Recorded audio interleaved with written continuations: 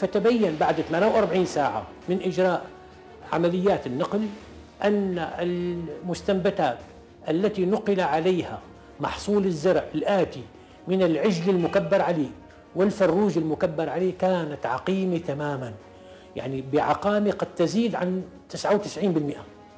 أما العجل غير المكبر عليه والفروج غير المكبر عليه فبدت عليه نموات جرثومية غزيرة جدا.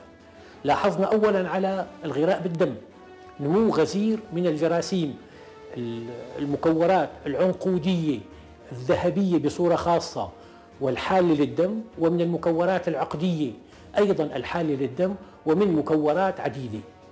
وأيضا لاحظنا على وسط الEMB نمو غزير لجراثيم سلبية الجرام مثل العصيات الكولونية والعصيات المشبهة بالكولونية، في حين على الغراء العادي بدأ أيضا نموا جرثوميا غزيرا للفروج غير المكبر عليه ولحم العجل غير المكبر عليه، في حين أن لحم العجل المكبر عليه والفروج المكبر عليه لم تلاحظ أي نموات جرثومية إطلاقا، لا على وسط الغراء بالدم ولا على وسط EMB ولا على وسط الغراء المغذي. لوحظ اختلاف في اللون بين اللحم المكبر عليه واللحم غير المكبر عليه، فقد كان اللحم المكبر عليه زهريا فاتحا قانيا، بينما كان لون اللحم غير المكبر عليه أحمر قاتم يميل إلى الزرقة.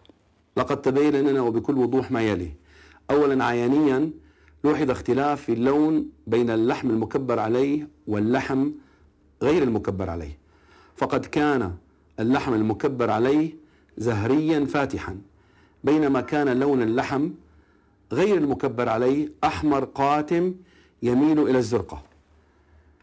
وهذه بلاكات نسيجية لمقاطع من لحم البقر.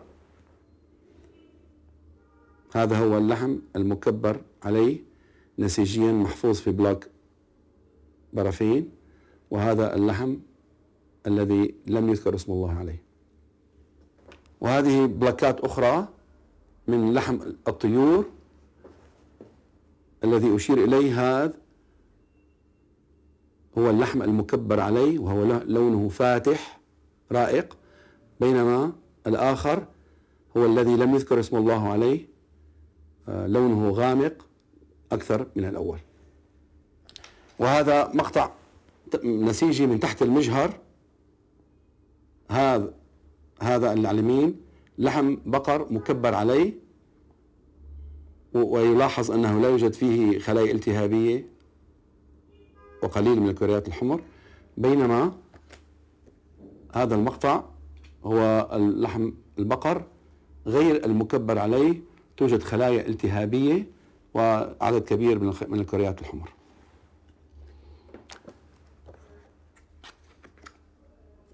وهذا مقطع للحم الدجاج الذي ذكر اسم الله عليه أي المكبر عليه. نلاحظ ندرة الكريات البيض الالتهابية والكريات الحمر بالمقارنة مع نسيج اللحم الغير مكبر عليه في هذه الصورة. وبذلك يستنتج بأن عملية التكبير هي عملية تقرب أن تكون إعجازية، وتقرب أن تكون الحقيقة مدعاة للدهشة العلمية. كيف يكون لهذا الحيوان الذي كبر عليه وذبح وأصبح بعد عملية الذبح والتكبير تقريبا لحمه عقيما، في حين أن الحيوان الذي لم يكبر عليه بقيت دماءه محصورة فيه، وبالتالي كانت هذه اللحوم غالبا مجرثمة بشكل واضح وصريح. كانت النتائج أكبر من مذهلة، بل كانت صاعقة للباحثين الذين لم يتوقعوا أبدا أن يكون تأثير كلمة الله أكبر على هذا المستوى الكبير والواسع والخطير.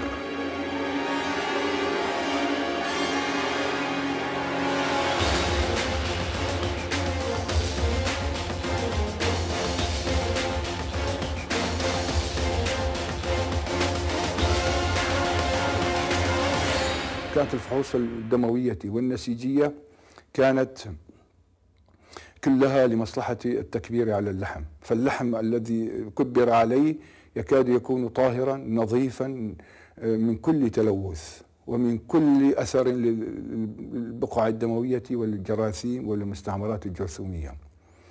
أما اللحم غير المكبر عليه فنجد أن الفحوص الدموية والنسيجية والصور التي عرضت بهذا الموضوع كانت موبوءة وملوثة بشكل كبير جدا، لا يمكن أن إهماله ولا يمكن التغاضي عنه.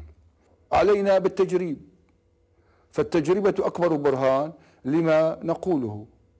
ولدينا المقاطع النسيجية، ولدينا المقاطع التشريحية، ولدينا التحاليل المخبرية والتحاليل الدموية لتثبت أن هنالك فرقا شاسعا بين اللحوم المكبر عليها وبين اللحوم غير المكبر عليها. وطالما أننا في عصر لا يقبل إلا بالتجريب ولا يقبل إلا بالدليل والبرهان، فتعالوا وطبقوا ما نقوله وتعرفوا صدق هذه الظاهرة التي نستغرب وجودها وندهش كلنا وكل البشر من هذه الظاهرة. كيف يكون الفرق هائلا وشاسعا بين ما كبر عليه وبين ما غير ما